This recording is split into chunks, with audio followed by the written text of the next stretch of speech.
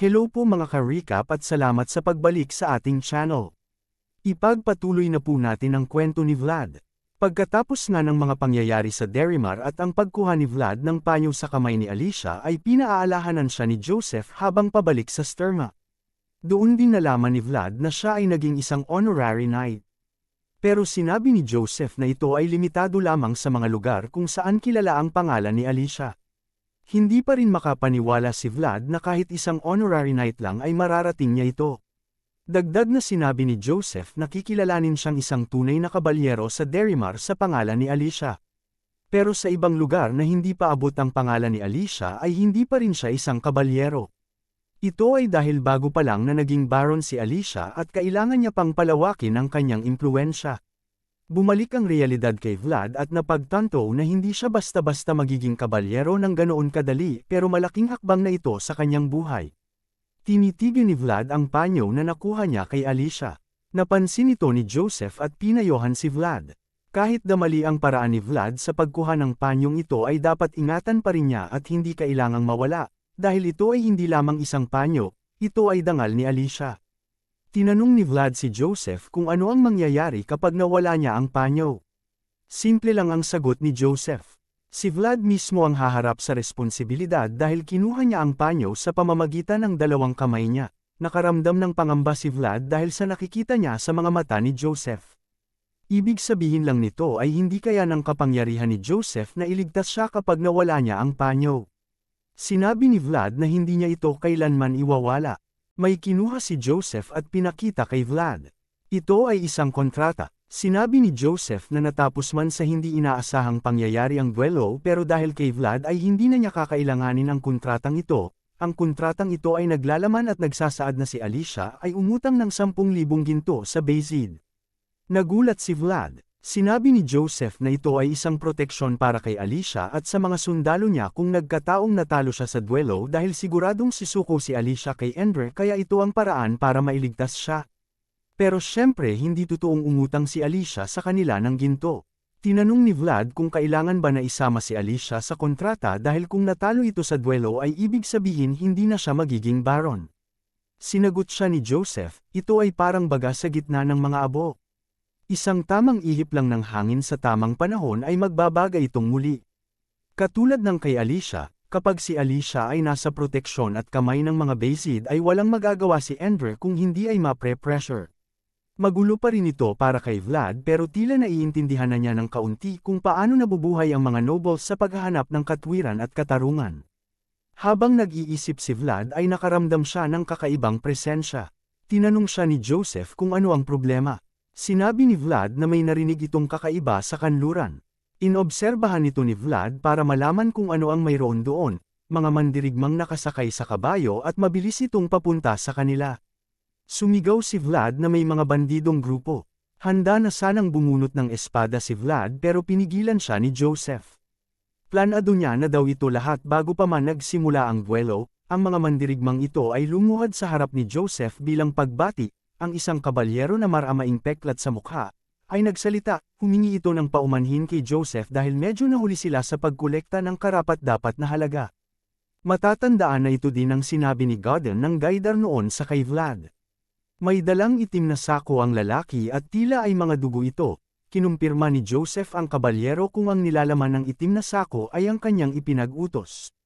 Magaling ang pagkakatrabaho daw nito dagdag ni Joseph, pwede na daw siyang tumayo. Tumayo ang kabalyero at napansin si Vlad. Tinanong niya si Joseph kung ang batang ito ang vassal na tumanggap sa dangal ni Alicia gamit ang dalawang kamay niya. Nagkalat na daw ang balita sa ibang lugar. Siya nga sagot ni Joseph pero mamaya na daw niya kilalanin si Vlad dahil kailangan na nilang umalis. Nagkatinginan si Vlad at ang kabalyero. Iba ang nararamdamang aura ni Vlad sa kabalyerong ito at hindi ito katulad ng ibang kabalyero.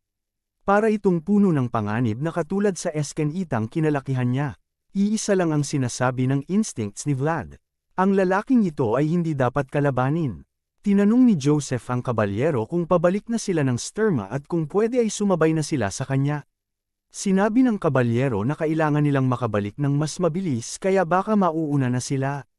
Naiintindihan daw ito ni Joseph at nagpasalamat na lang sa kabalyero sa serbisyo nito, Sinabi ng lalaki na ginawa at tapat lamang siya sa kanyang tungkulin bilang lihim na espada ng Basid. Nagulat si Vlad sa narinig at tila ngayon niya lang nalaman ito. Sino daw kaya ang mga taong ito at ano ang laman ng itim na sako na dinala nila? Napansin ito ni Joseph at tinanong si Vlad kung interesado ba itong malaman ang nilalaman ng sako. Ito daw ay naglalaman ng mundo ng mga nobles. Malamig, brutal, at hindi mapagpatawad na mundo ng mga nobles. Sa mansyon naman ng mga Basid sa Sturma ay nag-uusap ang Count at ang kanyang katiwala. Sinabi ng katiwala niya na may mga peregrino na dumadaan sa kanilang teritoryo. Tinanong ng Count kung maganda ba na batiin niya sila. Saad ng katiwala ay hindi na kailangan ayon sa kanila dahil dadaan lamang sila ng tahimik at titingin sa dinaanan ng dragon. Ang dinaanan ng dragon na tinutukoy ba nila ay ang lupa kung saan dumaan ang earthworm. Sa isip ng Count, ang mga peregrino na ito ay mga boses ng Diyos na walang materyal na hangad sa buhay. Matagal na daw siyang hindi nakakakita ng ganito kasinserong peregrino. Tinanong ng Count ang kanyang katiwala kung ayos lang ba nabantayan at gabayan ang mga peregrino nang hindi nila nalalaman.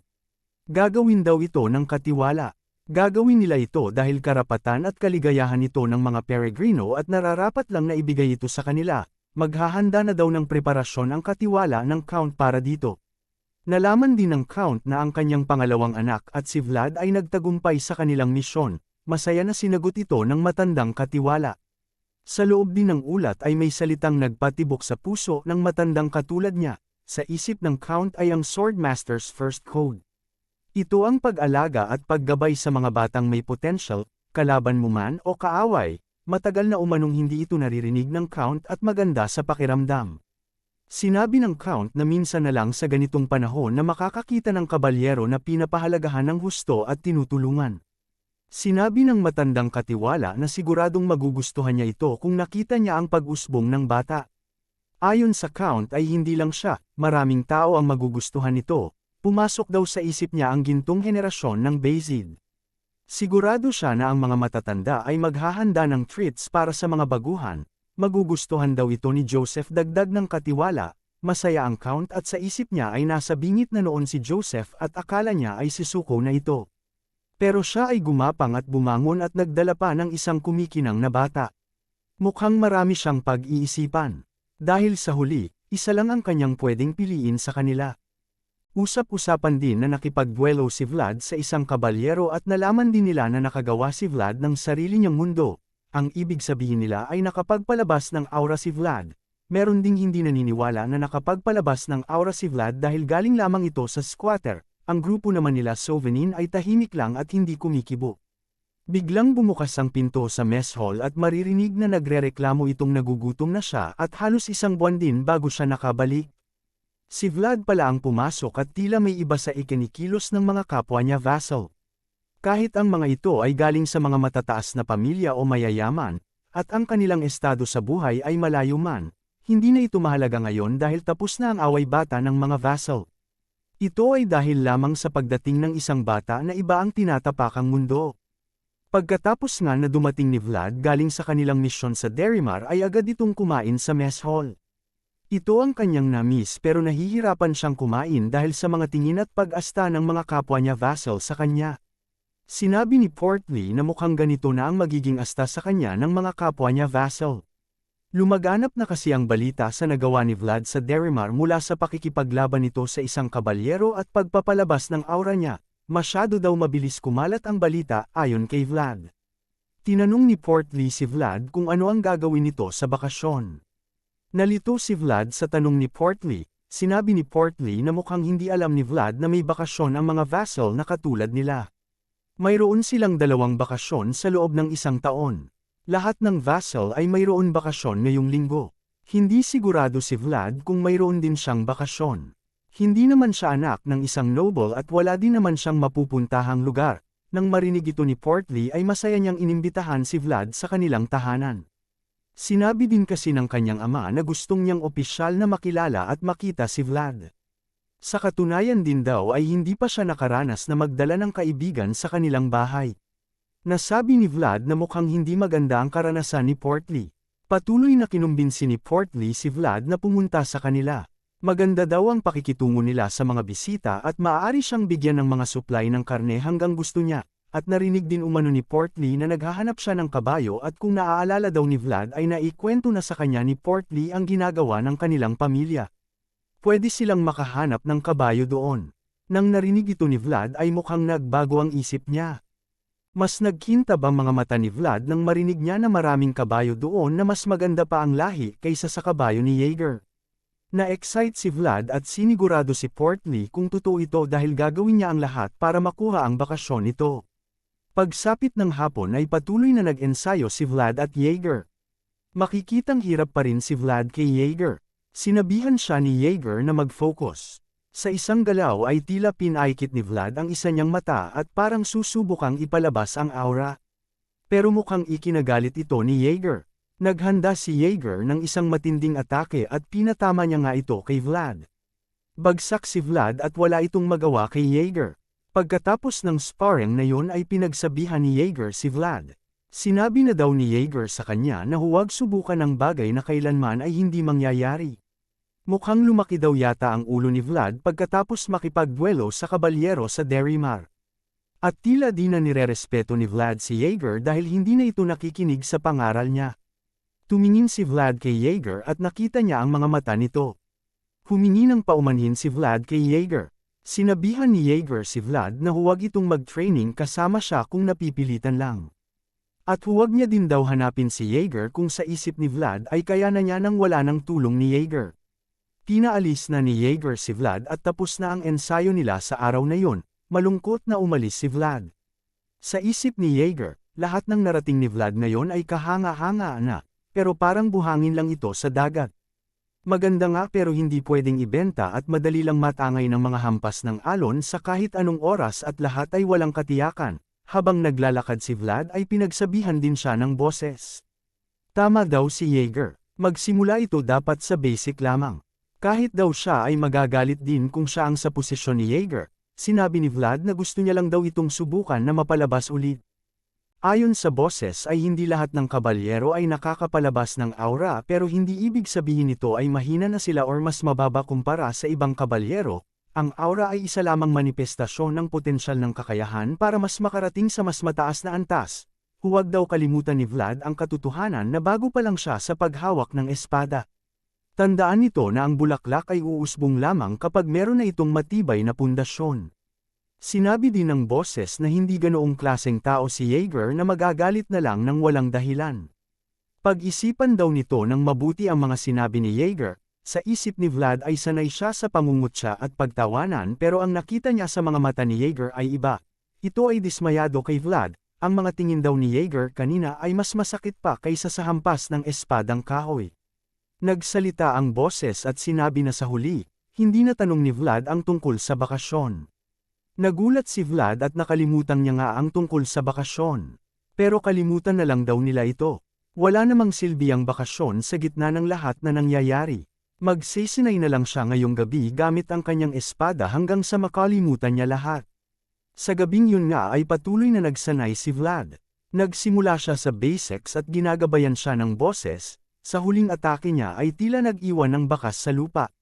Sinabi ng boses na tama na ito para sa gabing yun. Tinanong ni Vlad kung tapos na ba talaga sila. Para sa boses ay tapos na ang kota ni Vlad noon nakaraang araw pa. Kapag patuloy na pinagod ni Vlad ang sarili ay manghihina lang ito at posible na ma-injury pa siya. At kapag nangyari ito ay masasayang lahat ng pagsisikap niya. Sumang-ayon si Vlad. Napatingin ito sa kalangitan at tumitig sa napakaliwanag na buwan. Sa mansyon pala ay nag-oobserba lang si Yeager sa kanya. Sa isip ni Yeager ay mukhang tama nga si Joseph. Si Vlad ay lobo na naghahabol sa buwan. Sa kabilang dako ng kaharian naman, sa county ng Ravno-Metranova, makikita na tila may digmaang nagaganap. Maririnig ang mga sundalong nagsisigawan. Isa-isang kinukuha ang buhay nila. Biglang may lalaking nagsalita at may tinutukoy ito. Sinabi ang lalaki na nagtataka siya kung saan na napunta si Vlad, yun pala ay ginagawa niya lang ang kanyang pinakamahusay sa nakaraang misyon niya. Ang lalaking ito ay si Godin ng Gaidar. Nilapitan niya ang isang sundalo na tila mamamatay na. Sinabihan siya ng sundalo na mas nauuna pa ang utos ng kanyang amo kaysa sa kanyang dangal. Ito ay bulag na pagsunod lamang. Hindi naman daw ganito ang mga kabalyero ng Gaidar noon. Pero sinagot lang siya ni Godden na yan ang dahilan kung bakit sila namatay. Sinabi ng sundalo na darating ang araw na mawawala din ang liwanag niya at sabihin din daw nito kay Count Gaidar na maghihintay siya sa MP Erno. Tinapos na ni Godden ang buhay ng walang laban na sundalo. Malapit na kayang magkaharap muli si Godden at Vlad. Abangan po natin ito sa mga susunod na kabanata. Pagkatapos nga na imbitahan ni Portly si Vlad sa kanilang bahay para sa isang bakasyon, ay nagkaroon sila ng hindi pagkakaintindihan ni Yeager kaya hindi siya nakapagpaalam.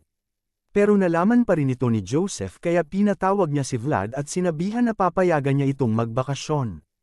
Plano din naman niyang bigyan ng bakasyon si Vlad pagkatapos ng nangyari sa Derrimar. Tinanong ni Vlad si Joseph kung paano niya nalaman na inimbitahan siya ng pamilya Connor sa kanilang bahay. Ito pala ay dahil ipinagkalat na ni Portly na magbabakasyon si Vlad sa kanila at sobrang nasasabik ito.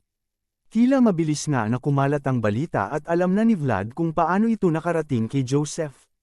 Wala naman daw planong pigilan ni Joseph si Vlad sa pagbabakasyon dahil karapatan naman niya ito. Nagpasalamat si Vlad kay Joseph. Sinubukan din niyang tumingin kay Yeager at nagbaka sakaling magkasalubong ang kanilang mata at nang makahingi rin siya ng permiso. Napansin din ni Joseph na tila merong di magandang nangyari sa dalawa. Pwede niyang ayusin ang problema ng dalawa sa mga oras na yun pero nirerespeto niya ang relasyon ng dalawa kaya hahayaan niyang silang dalawa mismo ang magkaayos. Pakiramdam ni Vlad ay nasasakal siya. Pinag-iisipan niya kung magpapalam na lang ba siya. At aalis na lang. Pero biglang nagsalita si Yeager. Kahit daw ito ay isang bakasyon, ang kabalyero ay hindi binibitawan ang espada niya. Nabigla si Vlad pero sumagot siya agad kay Yeager. Pinaalahanan siya ni Yeager na huwag kalimutan mag-training pag may pagkakataon. Sa isip ni Yeager ay alam naman niyang si Vlad ang klase ng tao na hindi pinapabayaan ang training. Pero sa mga ganiton pagkakataon ay kailangan niya pa rin paalahanan si Vlad para hindi maliga ang landas nito. Malalaman pa rin daw ni Yeager kung nag-training nga siya pagbalik niya. Masayang sinagot ni Vlad si Yeager. Tila ay nagkaayos na ang dalawa. Pinaalahanan din siya ni Joseph na huwag masyadong umasa sa kabayo na makikita niya doon. Mahirap daw ang problema ni Vlad at kahit ang pamilya Connor ay mahihirapan din dito. Obserbahan daw ni Vlad kung anong kabayo ang hindi masyado maaylap at natatakot sa kanya at alamin kung saang rehiyon galing ang mga kabayong ito. Aalis na sana si Vlad pero biglang sinabi ni Joseph na hindi niya daw kailangan ng pasalubong. Tatandaan daw ito ni Vlad pero sa isip niya ay kabaligtaran ang ibig sabihin ni Joseph. Nagustuhan nga daw nito ang hamon na dala niya noon. Naiwan si Yeager at Joseph sa loob. Sinabi ni Yeager na kung walang problemang mangyayari ay tiyak magkikita ang dalawa doon. Posible daw ito sabi ni Philip dahil pareho silang kilala sa Bayzid. Tinanong ni Yeager si Joseph na baka gustuhin at kunin nila si Vlad. Sinabi ni Joseph na ang taong ito ay magsasabi kung may gusto siya at hihingiin niya ito. Pero wala daw siyang ni isang intensyon na ibigay si Vlad sa kanya. Sino kaya ang tinutukoy ni Yeager at Joseph? Sa kabilang parte naman ng mansyon ay pinatawag si Vlad ni Madam Oksana. Binigyan na naman siya nito ng bagong coat, na babagay daw ito sa kanyang leather armor na kulay abo. Maganda daw ang katawan ni Vlad kaya madali siyang bihisan at maganda ang kakalabasan. Nahihiyang nagpasalamat si Vlad kay Madam Oksana. Sinabi ni Madam Oksana na kung nasa ibang mansyon si Vlad, ay dapat presentable daw siya. Ito daw ay kagandahang loob para hindi mapuna ang kanyang magulang. Nalito si Vlad sa sinabi ni Madam Oksana dahil wala naman siyang magulang.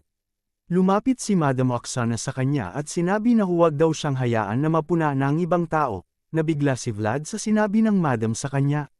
Nahihiya at namumula si Vlad na sumang-ayon kay Madam Oksana. Sapat na daw ang pagkakamaling tanggapin ng dangal ng isang babaeng noble gamit ang kanyang kamay. Nahihiyang humingi ng paumanhin si Vlad dahil dito. Binigyan ng Madam si Vlad ng isang basket ng lemons. Ito ay dala ni Joseph galing Derrimar. Dalhin niya daw ito at eregalo sa pamilya Connor. Hindi daw maganda ang pumunta sa ibang pamilya na walang dalang regalo. Hiniling ni Madam Oksana na mag-ingat si Vlad sa biyahe at mag-enjoy daw ito sa bakasyon. Pagkalabas ni Vlad ay tumingin ito sa bintana. Nakita niya ang refleksyon niya sa salaming bintana. Sa isip niya ay tila hindi siya nababagay. Pakiramdam niya ay hindi saka niya ang damit na suot-suot. Naalala niya si Zamina. nasa kumbento na siya pero di niya mapigil ang mag-alala. Sa isang kumbento, usap-usapan na may isang vassal na galing sa pamilya Bayezid na sumisikat at gumagawa ng sariling pangalan. Ang vassal na ito ay nakapagpalabas daw ng aura sa Derimar. Ang vassal daw na ito ay sobrang gwapo. Blonde daw ang buhok nito at asul ang mga mata. Narinig ito lahat ng isang babaeng naglilinis ng sahig. Ito ay si Zemina. Ayon sa isang babae ay mukhang isang noble daw ang vassal na ito. Nakapagpalabas daw ito ng oras sa batang edad kaya baka maging kabalyero pa ito ng norte. Habang naririnig ito ni Zemina, naisip niya na imposibleng si Vlad ang tinutukoy nila. Mukhang imposible daw na maging ganito kasikat si Vlad sa maikling panahon. Para sa kanya ay ayos na siya basta nasa mabuting lagay lang si Vlad. Mukhang minamaltrato ng mga babae si Zemina. Siya ang pinapagawa ng lahat ng gawain. Hindi na pinapansin ni Zemina ang mga sinasabi sa kanya ng mga babae. Sa isip niya ay mabuti na lang sanay siya magtrabaho sa Rose's Smile. Naalala ni Zemina ang nangyari sa kanila nang gabing tumatakas sila kay One Hand Jack. Dinala sila ni Marcella sa kumbento pero ayaw silang papasukin ng mga madre doon dahil galing sila sa bahay aliwan. Pero iginiit ni Marcella na ang mga batang dala niya ay malinis. Ang obispo mismo ang gumagabay sa mga batang ito. Sinabi ng madre na hindi pa rin sila basta-basta makakatanggap ng mga bata. Nagalit si Marcella. Sinabi niya na malaking halaga ang binibigay niya sa kumbento. Ang perang binigay niya ay sapat na para mapakain ng mga bata sa loob ng 10 taon. Hindi makasagot ang madre at wala itong magawa kung hindi tanggapin ang mga bata. Pero hindi daw pwedeng pumasok si Marcella. Alam niya daw ito basta alaga na lang ang mga bata. Masisipag silang magtrabaho. Biglang may sumigaw at nakita nila si Marcella. Mga tauhan ito ni One Arm Jack. Dali-daling nakapasok ang mga bata sa kumbento pero nahuli nila si Marcella. Walang magawa si Zemina at naiyak na lang habang nakikita niya kinakaladkad si Marcella. Naiiyak si Zemina habang naalala ito at nabigkas na lang ang pangalan ni Vlad. Ano na kaya ang nangyari kay Marcella at sa ibang mga bata? Sa kabilang dako naman ay sumama na nga si Vlad kay Portly papunta sa kanilang mansyon. Hindi nga daw noble ang pamilya ni Portly pero malakas ang impluensya sa buong Sturma. Napakalaki daw ng bahay nila. Binati sila ng butler ni Portly. Nagulat si Vlad sa reaksyon ni Portly na tila nakita ang kanyang magulang, niyakap niya ang butler. Tinanong ni Portly kung nasaan daw ang kanyang ama. Sinabi ng butler na meron daw bigla ang bisita na dumating na kailangan niyang samahan. Kung ayos lang daw sa kanila at kay Vlad ay puntahan daw nila ang rancho na pinagmamalaki ng kanilang pamilya. Wala daw itong problema kay Vlad pero gusto niya daw makita muna ang mga kabayo. Ang ama daw ni Portly ang magpapakita kay Vlad ng mamahaling kabayo pero pwede nilang tingnan ang ibang kabayo sa rancho. Habang naglalakad ay makikita na takot ang mga kabayo kay Vlad. Tumatakbo ang mga ito kapag lumalapit na si Vlad. Walang masabi si Portly at ang butler niya. Nanlulumo si Vlad. Hindi lang kabayo, kundi pati baka daw ay natatakot sa kanya. Seryoso daw ito sabi ng butler, nasubukan na daw ba ni Vlad na pumunta ng simbahan. Pero sinabi ni Vlad na wala daw siyang sumpa at si Padre Andreas mismo ang kanyang garantor. Nabigla ang butler dito at humingi ng paumanhin. Malungkot si Vlad dahil ano daw ang silbi ng kanyang aura kung hindi lang man siya makasakay ng kabayo. Habang ang ibang kabalyero daw ay nakasakay sa kanilang kabayo, siya naman ay may iwan sa alikabok ng mga ito. Pero sinubukan ni Portly na pag-aani ng loob ni Vlad. Marami pa naman daw silang kabayo na hindi napapakita kay Vlad. Sumang-ayon na lang si Vlad kahit alam niyang medyo imposible na ito. Meron daw silang mga kabayo na sobrang ganda ng lahi na binili ng kanyang ama. Papakiusapan niya daw ang kanyang ama na ipakita ito sa kanila. Patuloy na pinapagaan ni Portly ang loob ni Vlad. Kinagabihan ay nagsimula ng maghanda ang pamilya ni Portly para sa kanilang mga bisita at kasama ni dito si Vlad. Sari-saring mga karne ang niluluto sa harapan nila. Mukhang wala daw sa bokabularyo nila ang salitang katamtaman dahil sobrang dami ng kailang hinahanda. Biglang may sumigaw at bumati sa kanila ni Vlad at Portly. Ito pala ay ang ama ni Portly at ang leader ng pamilya Connor. Binati niya si Vlad at humingi din siya ng paumanhin dahil hindi niya ito nasalubong kanina. Bigla kasing may dumating na mahalagang bisita na galing sa Bayezid. Nagbigay galang din si Vlad at nagpakilala. Mukhang masaya ang ama ni Portly dahil nakita na niya si Vlad. Kilala na daw niya si Vlad at sikat na siya sa buong Sturma. Sa isip ng ama ni Portly ay nasa harap niya ang batang nakapagpatupad ng first code ng Swordmaster sa loob ng matagal na panahon. Masaya dahil naging kaibigan niya si Portly. Sinabi niya na maswerte daw siya dahil tinatanggap niya ngayon ang mga mahahalagang bisita. Naisip ni Vlad na sino kaya ang mahalagang bisita na nandito. Pagbukas ng pinto ay nagulat si Vlad sa nakita. Walang iba kung hindi si Rot-Eager. Binati siya ni Rot-Eager at sinabi na matagal-tagal din silang hindi nagkita. Nagbigay galang si Vlad at Portly kay Rot-Eager. Hindi daw inaasahan ni Vlad na makita siya dito. Inasar siya ni Rot-Eager at sinabihan na hindi daw siya sigurado kung gusto ni Vlad na kumain kasama siya. Naalala na naman ni Vlad ang nakakahiyang pangyayaring yun. Napansin din ni Vlad na masama ang tingin ng mga kabalyero ni Rot-Eager sa kanya. Mukhang masama ang loob nila dahil una, sa pagtanggi niya sa mani na inalok ni Rot-Eager at pangalawa, ang mga vassal ng mga ito ang kanyang binugbog. Pero hindi siya maaring matakot sa mga ito dahil kapag natakot siya, katapusan na niya ito. Sinagot ni Vlad si Rot-Eager na ayos lang daw na magkasama silang kumain ngayong araw at isa pa, masarap ang mga handa ngayon. Ngumiti lang si Rot-Eager sa sagot ni Vlad, pero bigla niyang tinanong si Vlad kung pwede daw ba itong sumama sa kanya bukas. May pupuntahan daw sila. Kinabukasan nga ay sumama si Vlad kay Rot-Eager, pero hindi maipinta ang mukha ni Vlad. Ito ay sa dahilang hindi sa nakasakay sa kabayo kung hindi sa karo. Tinitignan niya ang isang kasama ni Rot-Eager. Ito ay may tenga ng isang pusa. Tinanong siya nito kung ano ang tinitingin-tingin niya. Siya pala ay si Dorothea, isang werbeast. Mukhang unang beses daw siyang nakakita ng werbeast sigaw ni Dorothea. Sinabi ni Vlad na may unang beses para sa lahat at isa na ito. Tinanong siya ni Dorothea na paano siya naging isang vassal ng Bayezid ngayong galing naman ito sa squatter. Supladong sinagot siya ni Vlad na ano daw ang masama dito.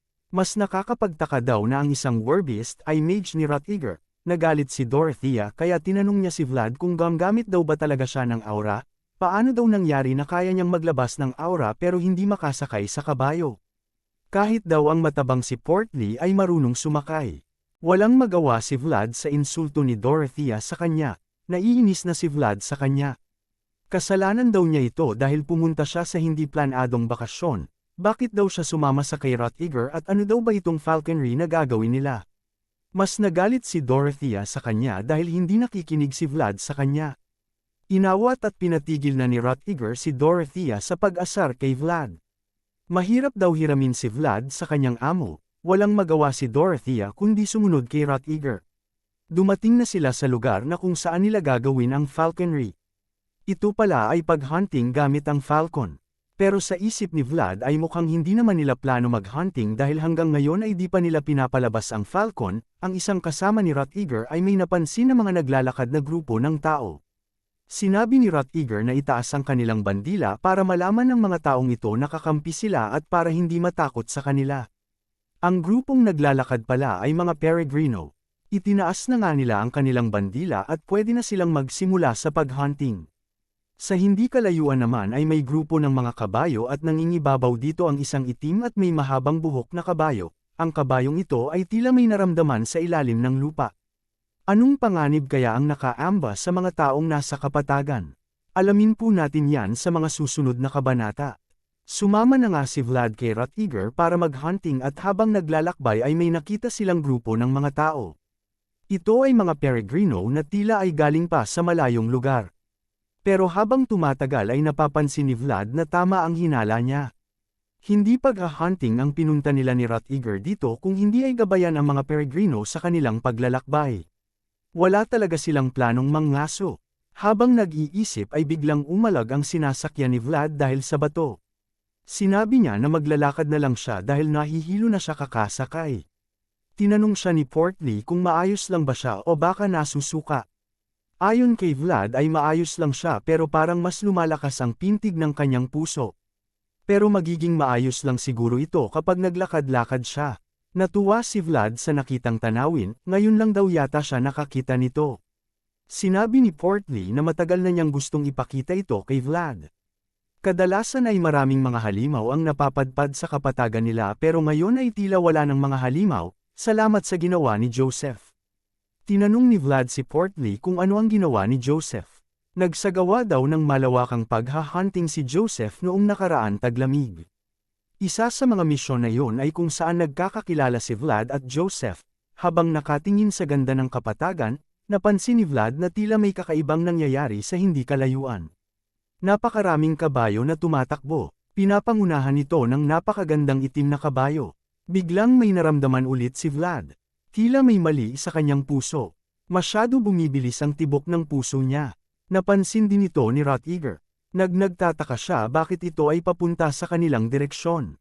Sa mga ganitong panahon ay papunta dapat ang mga kabayo sa hilaga kung saan mas marami ang damo. Hindi lang yon, masyadong mabilis ang kanilang pagtakbo. Tila may humahabol sa kanila. Nagtataka pa rin si Vlad sa nararamdaman niya at naninigas ang buong katawan niya. Kahit sobrang layo ay tila nagtagpo ang mata nila ng itim na kabayo. Biglang sumigaw ang isang kasamahan ni Rot-Eager na lumilindol. Pero alam ni Vlad na ito ay hindi lindol. Natatandaan niya ang ganitong klaseng pagyanig. Ito daw ay ang mga labi ng Evil Dragon, ang higanteng Death Worm. Biglang lumabas sa ilalim ng lupa ang Death Worm. Hinahabol nito ang mga kabayo. Nagulat ang lahat nang nakakita sa pangyayari. Kinakain nito ang mga nabutang mga kabayo. Sinabi ni Dorothea na may kakaibang nangyayari. Hindi daw kumakain ng karne ang mga Death Worm. Habang tinitingnan niya ang Death Worm ay napansin niya na may kakaibang enerhiya na kapalibot sa halimaw at ito ay nanggagaling sa noo niya. Isa pang masamang balita ay papunta ang mga kabayo sa direksyon ng mga Peregrino. Kailangan nilang iligtas ang mga ito. Tinanong ni Rot-Eager si Dorothea kung ano ang bagay na makakakuha ng atensyon ng Death Worm. Sinabi ni Dorothea na wala silang mga mata o tenga, nararamdaman lang nila ang mga vibrations ng lupa. Ang pagtakbo ng kabayo ang nakakakuha ng atensyon ng Death Worm. Inutusan ni Rot-Eager si Dorothea na gawan ng paraan na makuha nila ang atensyon ng Death Worm. Inutusan niya din si Vlad na dalhin si Dorothea sa mataas na lugar at protektahan ito. Magbigay daw sila ng senyales kung may paraan na sila para makuha ang atensyon ng Death Worm. Mabilis na gumalaw sila Vlad at Portly. Tinawag ni Rot-Eager ang atensyon ng kanyang mga kabalyero. Ito na ang pagkakataon na kailangan nilang gawin ang misyon na ibinigay sa kanila ng Crown. Kailangang protektahan ang mga Peregrino. Mabilis na sumugod sila Rot-Eager papunta sa direksyon ng Death Worm. Sa isip ni Rot-Eager ay nakakabahala ang mga nangyayari at hindi ito tila nagkataon lamang. Meron mga tao na nasa likod ng lahat ng ito. May kumokontrol sa Death Worm. Ikinagalit ito ni Rot-Eager. Sa isip niya ay tila wala na silang takot para gawin ito sa teritoryo ng Bayzid. Inilabas ni Rot-Eager ang kanyang sariling mundo. Ang kanyang aura. Nagliliyab sa apoy ang kanyang espada. Sa di kalayuan naman ay nakarating si Vlad at Dorothea sa isang mataas na lugar. Inilatag ni Dorothea ang mga maliliit na bote na may laman ng mga mahika. Kilala ito bilang marking spells. Sinabi ng boses kay Vlad na isa itong divine secret. Ang divine secret ang bumubuo sa Trinity. Ang divinity na taglay ng mga pari, ang aura na taglay ng mga kabalyero, at divine secrets na taglay ng mga mage. Natataranta na siya kung nasaan ang mahika na makakagawa ng vibrations. Sa isip ni Vlad na ito pala ang dahilan bakit kinuha ni Rot-Eager si Dorothea. Habang abala sila sa paggawa ng mahika na makakagawa ng vibrations ay biglang nagulat sila nang makarinig ng malakas na pagsabog. Ito pala ay gawa ni Rot-Eager gamit ang kanyang aura. Napagtanto ni Vlad na nasa ibang level si Rot-Eager, pero sinabi ng boses na hindi ito sapat. Hindi preparado si Rot-Eager para harapin ang mga labi ng isang dragon. Tama nga ang boses at tila walang epekto ang atake ni Rot-Eager sa Death Worm. Umatras si Rot-Eager dahil inaakala nitong gaganti ang Death Worm pero biglang dumiretso ito sa ilalim ng lupa. Ipinag-utos ni Rot-Eager na mag-ingat ang lahat dahil hindi basta-basta umaatres ang Death Worm. Sinabi ng boses kay Vlad na mahihirapan si Rot-Eager lalo na kapag nasa ilalim ng lupa ang kalaban. Hinanap ni Rot-Eager at ng mga kabalyero kung saan pumunta ang Death Worm. Pero ikinagulat ng lahat nang makita na papunta sa mga Peregrino ang Death Worm. Mabilis na hinabol ni Rot-Eager at ng mga kabalyero ang Death Worm. Sa kabilang banda naman ay pinabibilisan ni Vlad kay Dorothea ang paggawa ng mahika pero nagtaka siya bakit buntot ni Dorothea ang ginagamit niya sa pagpinta. Hindi daw ito ang panahon para maglaro. Sinagot siya ni Dorothea na hindi siya naglalaro at ito ang pamamaraan ng Burbist para gumawa ng spell marking. Hindi niya na daw kailangan pang marinig ang reklamo ni Vlad dahil tapos na niya itong gawin. Inutusan ni Dorothea si Portly na ibigay ito kay Rhaegar.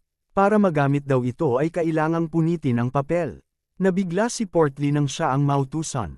Ayon kay Dorothea ay hindi na siya makakatakbo dahil naubos na ang lakas niya sa paggawa ng markings. Hindi rin maaring si Vlad ang magdala dahil hindi naman ito marunong sumakay ng kabayo. Sinabihan ng boses si Vlad na kahit anong bilis pa ng kabayo ay siguradong hindi na nila maabutin ang Deathworm dahil mas mabilis ito sa kanilang lahat kapag nasa ilalim ng lupa. Nakaisip si Vlad ng isang paraan. Kinuha niya ang spell marking kay Dorothea at biglang tumakbo. Nabigla si Dorothea at Portly. Sinubukan siyang pigilan ni Dorothea pero biglang tumalon si Vlad sa bangin. Tila tumatakbo siyang nakatayo sa bangin. Sa isip niya ay kalaban ni Joseph si Rhaegar para sa posisyon ng pagiging count at isa pa ay kasama ni Rhaegar ang mga malalakas na kabalyero ng pamilya Baysid kaya wala siyang dahilan para gawin ito bilang isang vassal ni Joseph. Pero ang hindi mawala sa isip niya ay ang kabayong nakatagpuan ng mga mata niya. Ramdam niya ang nararamdaman ng kabayong yon, ang pakiramdam na masisira ang iyong tahanan at wala kang magawa. Sinigawan ng boses si Vlad at inutusan na lagyan ng lakas ang mga daliri sa paa. Pero huli na ang lahat dahil tumama na ito sa isang bato. Dire-diretsyong nahulog si Vlad sa bangin. Sinabihan siya ng boses na pagulungin ang katawan niya. Ginawa ito ni Vlad pero masama pa rin ang pagkakabagsak niya. Akala nila ay patay na si Vlad pero natuwa si Portly nang makita niya itong gumagalaw pa. Kahit si Dorothea ay hindi alam paano nakaligtas si Vlad sa pagkahulog na yon. Kahit si Vlad ay di inaasahan na siya ay buhay pa. Akala niya ay mababalian siya ng buto. Pero biglang nagliwanag na kulay asul ang katawan ni Vlad. Nakita ito ng kabayong itim at tila ito ay namangha sa liwanag na kanyang nakikita. Sinabi ng boses na ito ay ang blessing. Ang blessing ng serpent sa Derrimar. Kung wala ito ay siguradong patay na si Vlad. Nakakamangha daw ito, sabi ni Vlad. Binulungan siya ng boses na subukan nilang makabalik doon sa Derrimar at bisitahin muli ang serpent na yon. Sumang-ayon si Vlad pero sa ngayon ay kailangan nilang maibigay ang spell marking kay Rhaegar. Nakita ni Vlad ang mga peregrino. At sa hindi inaasahang pagkakataon ay nakita niya doon ang mukha ng isang importanteng tao sa buhay niya. Ang taong unang nagbigay sa kanya ng pagkatao, si Father Andreas. Hinanap ni Vlad si Rhaegar pero sobrang layo pa nito. Mauunang makakarating ang Deathworm sa mga peregrino. Sa lagay na ito ay mapapahamak si Father Andreas at ang mga peregrino. Sinabi ng boses sa kanya na minsan ang mga pagkakataon ay paraan ng kapalaran para ikaw ay gumawa ng matinding desisyon. Sa isip ni Vlad ay wala na siyang oras para magdalawang isip pa. Itinapon niya ang piraso ng papel sa itaas. Binunot niya ang kanyang espada at hinati ang papel. Biglang gumana ang mahika na ginawa ni Dorothea. Tila ito ay pumalibot kay Vlad at unti-unting kumapit sa espada niya. Hindi na nagdalawang isip pa si Vlad at tinawag ang Deathworm. Itinusok niya ang espada sa lupa. Isang malakas na shockwave ang naipalabas ni Vlad sa paligid pero kulang pa ito ayon sa boses. Hindi ito makagawa ng vibration na makakaakit sa Deathworm. Subukan daw nitong palakasin ang vibration gamit ang pagpalabas ng sarili niyang mundo. Ang aura. Ipinikit ni Vlad ang kaliwang mata at sinubukang palabasin ang aura niya. Maliwanag na kulay asol ang pumalibot kay Vlad. Pagdilat ng mga mata niya ay bamalat sa kanya ang napakagandang liwanag at napalakas nito ang vibration na gawa ng spell marking. Nakuha nito ang atensyon ng Deathworm. Mabangis at mabilis na lumapit ito kay Vlad. Ikinagulat at ikinamangha ito ng lahat na nakakita lalo na si Rhaegar. Makikita sa mga tingin ni Vlad na hindi ito natatakot at handang harapin ang Deathworm. Mapipigilan kaya ni Vlad ang Deathworm at may iligtas si Father Andreas? Alamin po natin ito sa susunod na mga kabanata. Matapos nga na kinuha ni Vlad ang spell marking kay Dorothea at tumalon sa bangin, ay nakita niya si Father Andreas na isa sa mga peregrinong naglalakbay.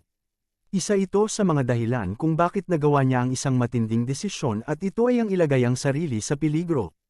Hinati ni Vlad ang spell marking na galing kay Dorothea at ito ay kumapit sa kanyang espada.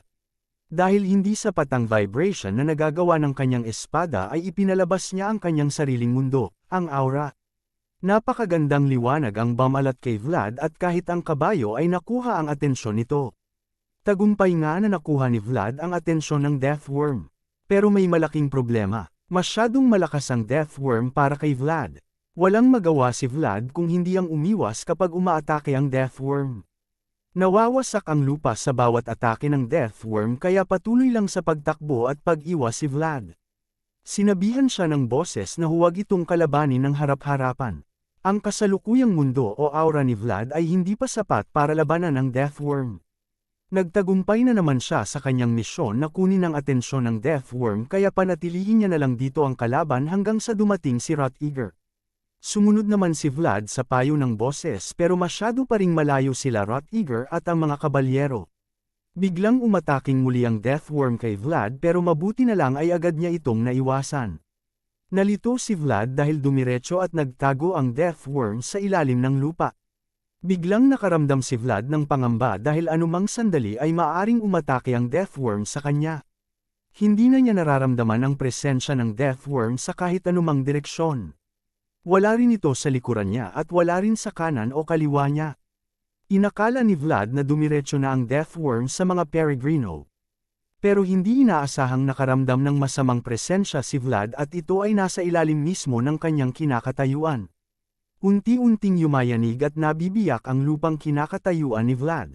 Biglang sinigawan ng boses si Vlad na umiwas ito. Pero huli na ang lahat. Makakain na ng Deathworm si Vlad at tila ito na ang katapusan niya. Nasaksihan mismo ito ni Rot-Eager at nangyayari ito sa harap niya. Wala siyang magawa dahil sobrang layo pa ng posisyon niya kay Vlad. Napahinto ang Deathworm at tila ito ay may hinahanap sa paligid.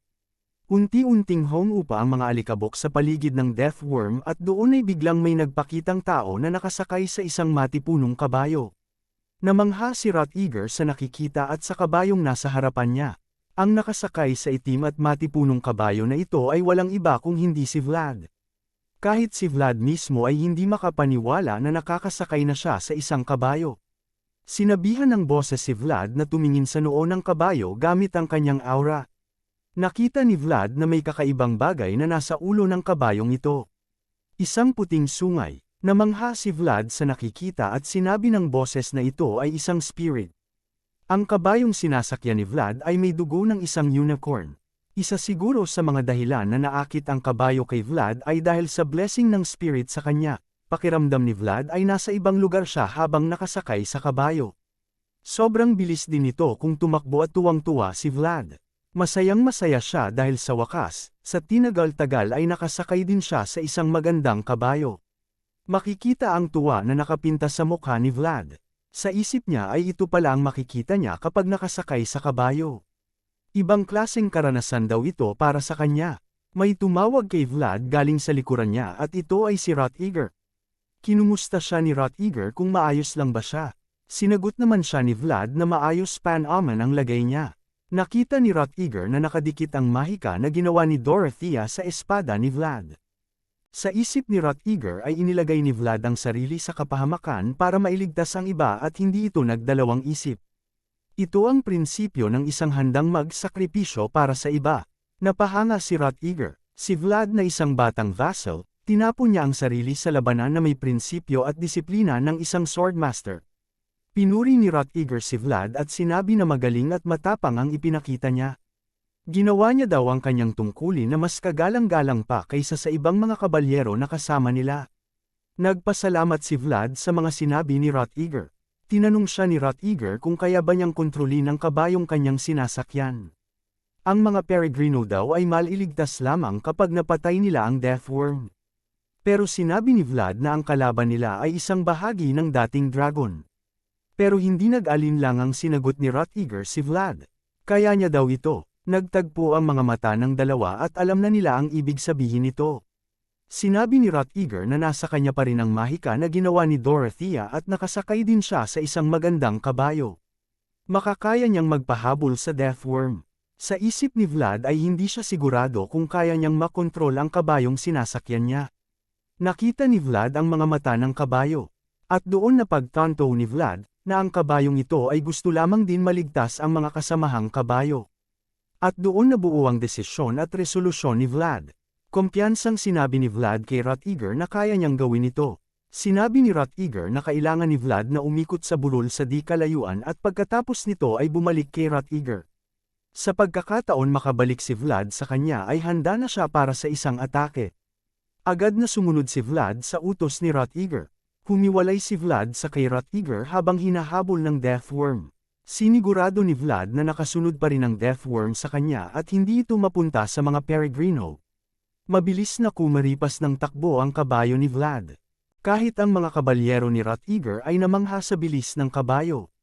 Napangiti na lang si Rhaegar sa nakikita at sa isip niya ay parehong kamangha-mangha ang kabayo at si Vlad. Patuloy pa ring hinahabol ng Deathworm si Vlad pero tila ay unti-unting nawawala na ang atensyon nito kay Vlad. Sinabihan ng boses si Vlad na ilagay ang kanyang espada sa lupa. Kailangan niyang ipagpatuloy ang pagpalakas ng vibrations gamit ang kanyang aura. Nilagay ni Vlad ang espada sa lupa at sabay na ipinalabas ang kanyang mundo. Ang kanyang aura, lumabas ang matinding vibration sa lupa dulot ng pagsadsad ng kanyang espada. Sa isip ng boses ay tahimik niyang sinasabihan si Vlad. Isa siyang kamanghamanghang bata dahil isang dragon ang humahabol sa kanya at sumusunod ito sa liwanag na ipinapalabas niya. Sa kabilang banda naman ay naghahanda na si Rhaegar. Inutusan niya ang mga tao niya na dalhin sa ligtas na lugar ang mga Peregrino at maghanda sa anumang hindi inaasahan na pangyayari. Natatanaw na niya si Vlad sa hindi kalayuan na pabalik sa kanya. Tagumpay itong nakuha ang atensyon ng Deathworm. Ipinikit ni Rhaegar ang kanyang kaliwang mata. Unti-unti nitong ipinapalabas ang kanyang sariling mundo. Ang kanyang aura. Pinitik niya ang kanyang espada at biglang lumabas ang isang napakalakas na aura. Malapit na si Vlad at patuloy niyang napapahabol ang Deathworm. At gamit ang kanyang aura ay nakita niya sa hindi kalayuan. Si Rhaegar at ang napakalakas na mundo nito. Sinabi ng boses na saglit na pinalawak ni Rhaegar ang kanyang mundo. Ito ay isang paraan ng mga natatanging kabalyero na kayang obserbahan ng malalim ang sarili. Sinabi ng boses na si Rhaegar Bayezid ay isang malakas at natatanging kabalyero kaysa inaasahan niya. Sa isip ni Vlad ay mabangis si Rhaegar. At kaya daw nitong sunugin ang mundo niya nang walang kahirap-hirap. Magtatagumpay kaya si Rhaegar sa pagpuksa sa Deathworm gamit ang kanyang aura? Alamin po natin ito sa mga susunod na kabanata. Matapos nga na makuha ni Vlad ang atensyon ng Deathworm ay patuloy itong nagpahabol. Kailangan na matagumpay niya itong mapahabol sa kanya habang naghahanda si Rhaegar sa kanyang atake.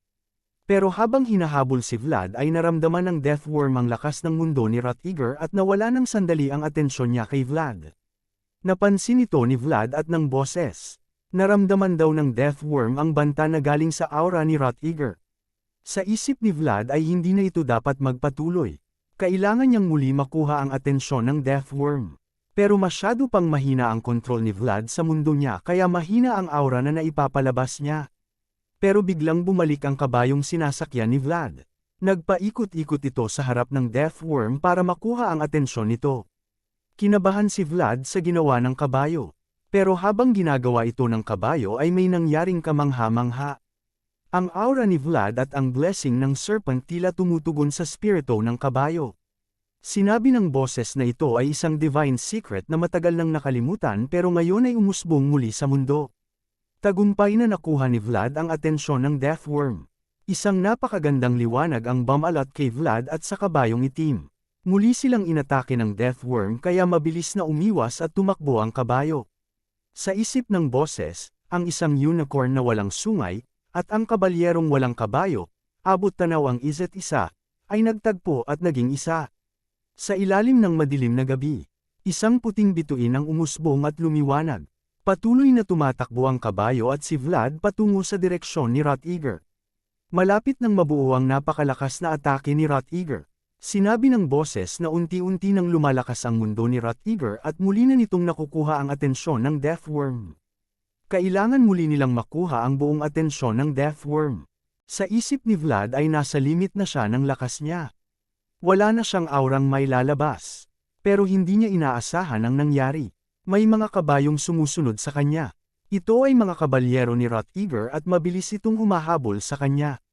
Sinabihan nila si Vlad na huwag susuko at tiisin dahil malapit na matapos si Rhaegar. Isa-isa din ipinalabas ng mga kabalyero ni Rhaegar ang kanilang aura para makatulong kay Vlad. Sinabi ng boses na sapat na aura na ito. Sumigaw ang isang kabalyero at inutusan si Vlad na ipagpatuloy lang ang pagtakbo at lagpasan si Rhaegar. Sinunod ito ni Vlad. Unti-unti nang lumalapit si Vlad kay Rhaegar gayon din ang Deathworm. Sumigaw si Vlad at tinawag si Rhaegar. Makikita ang matinding konsentrasyon sa mga mata ni Rhaegar Bayezid.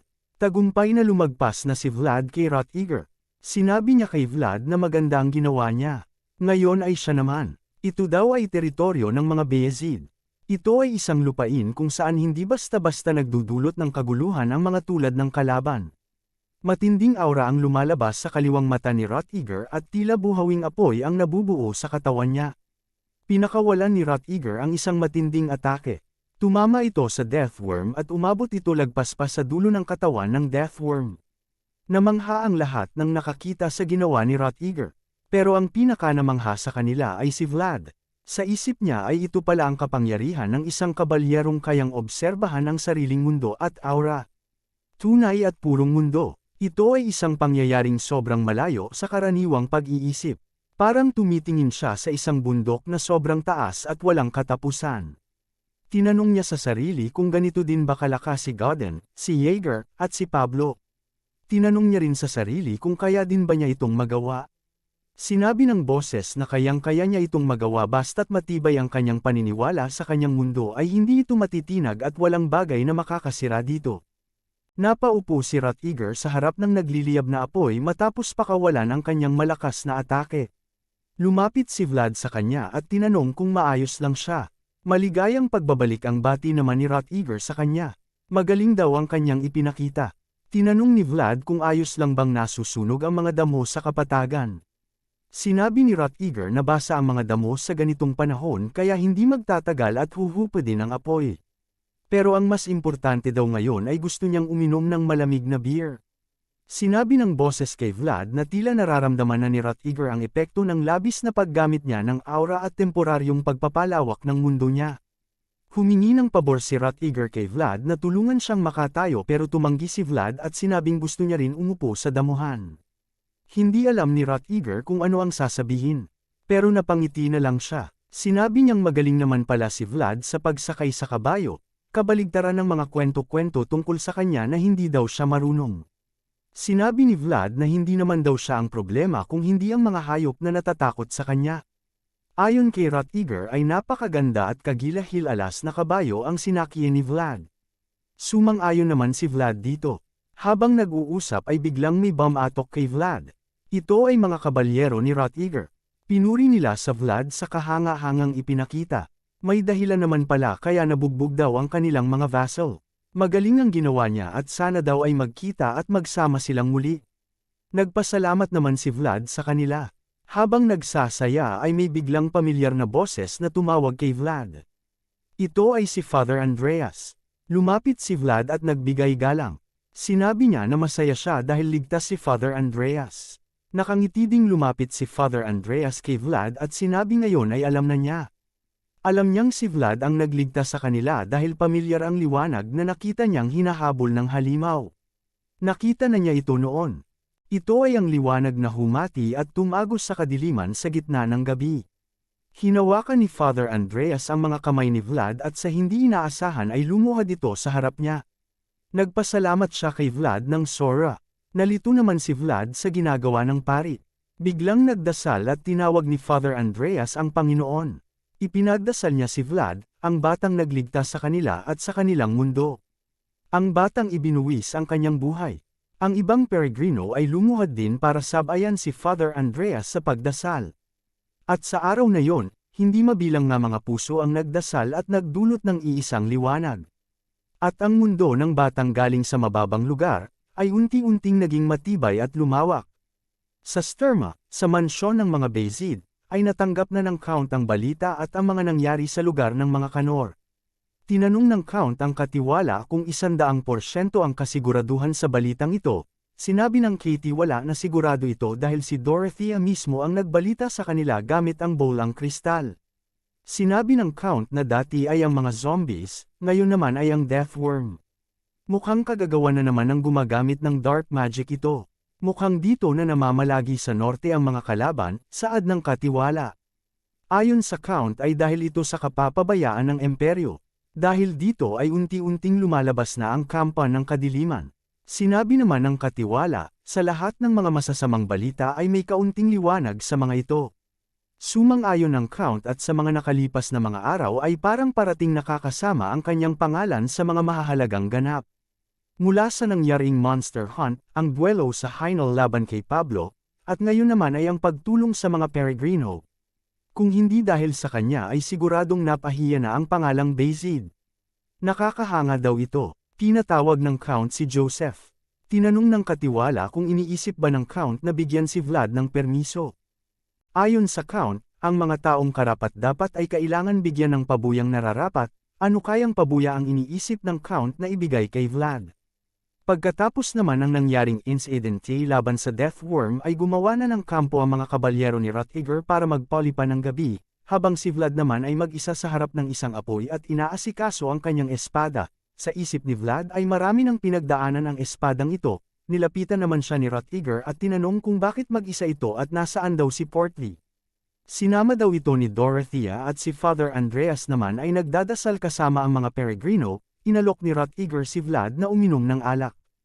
Tatanggi sana si Vlad pero biglang sinabi ni Rutger na parati daw siyang tinatanggihan ni Vlad. Una ay di niya tinanggap ang mani, kanina naman daw ay di rin siya tinulungang tumayo. Tinanong niya si Vlad kung pinagbabawalan ba siya ni Joseph. Hindi naman daw sagot ni Vlad. Kinuha ni Vlad ang alak kay Rutger, nalaman ni Vlad na ito ay whiskey. Ito daw ay inumin ng mga noble. Sa isip ni Vlad ay kahit magkaiba ang kanilang personalidad, magkapatid pa rin sila ni Joseph dahil pareho sila ng gusto. Napansin ni Rutger na marami ng gasgas at pinsala ang espada ni Vlad kaya sinabi niyang ipaayos na ito. Sinabi ni Vlad na sinubukan na niyang dalhin ito sa panday ng Bayezid pero kailangan daw tanggalin ang hawakan, hindi pumayag si Vlad dahil masisira daw ito at ayaw niya itong mangyari. Ayaw niyang mawala ang mga nakapaloob sa espada niya. Dadalhin at hahanapin niya mismo ang gumawa ng espada at doon niya ipapaayos. Tinanong ni Rutger kung nasaan ang taong ito. Sinabi ni Vlad na nasa Sora, sa isip ni Rutger na nababagay ang pangalang Vlad ng Sora sa kanya. Parang bituin sa kadiliman. Sinabihan siya ni Rutger na kung patuloy niyang hihilingin ang isang bagay, sigurado siyang may makakapansin nito at ibibigay sa kanya. Hindi na intindihan ni Vlad ang sinabi niya. Umalis na si Rutger at binilin kay Vlad na matulog ng maaga dahil maaga pa silang babalik ng Sturma bukas. Sa isip ni Vlad ay darating ang araw na babalik siya sa kung saan nagsimula ang lahat. Sa malayo naman ay tahimik na pinagmamasdan ng itim na kabayo si Vlad. Nakikita nito ang liwanag ng mundo ni Vlad, sa Sturma naman sa mansyon ng mga Bayezid, ay abalang gumagawa ng mga birda si Madam Oksana. Una niyang ginawa ay ang simbolo ng Hynel sa Derimar. Ang susunod naman ay isang mahalagang simbolo. Pinakita ito ng Katie wala niya pero sinabi niyang kahit hindi na niya tingnan ito, nakatanim na sa isipan at memorya niya ang simbolong ito. Pero unang beses niyang gagawin ito at isang beses niya lang nakitang ginawa ng ina niya. Sinabi ng Katie wala na magiging mahalaga daw ito. Sumang-ayon naman si Madam Oksana. Ito daw ay tradisyon na nakalimutan na ng mga tao, ang mga kabalyero ng ngayong henerasyon ay mga spoiled at hindi karapat-dapat na magdala ng bandila. Bandila na karapat-dapat at nabibilang sa kanila at wala ng iba. Para kanino kaya ang bandila na binoborde ni Madam Oksana at ano ang naghihintay na pabuya kay Vlad pagbalik sa Sturma? Malalaman po natin yan mga ka-recap sa susunod na kabanata. Maraming salamat po mga ka-recap sa panunood at sana po ay nagustuhan ninyo. Please like our videos po and also subscribe to our channel. See you soon. Bye!